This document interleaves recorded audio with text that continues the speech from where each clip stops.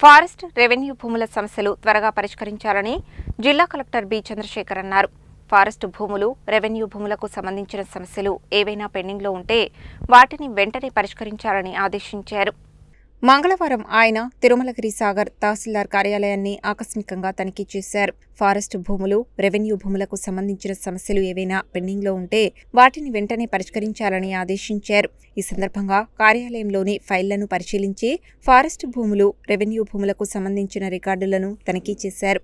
భూముల యజమానులు, సరిహద్దులు, గెజిట్ నోటిఫికేషన్లు, సంబంధిత పత్రాలు సక్రమంగా ఉన్నాయా లేదా అనే అంశాలపై అధికారుల నుండి వివరాలు తెలుసుకున్నారు. ఫారెస్ట్ మరియు రెవెన్యూ శాఖల మధ్య ఉన్న భూ వివాదాలు, ఇతర సమస్యలు ఏమైనా ఉంటే వాటిని ఆలస్యం చేయకుండా పరిష్కరించాలని సూచించారు.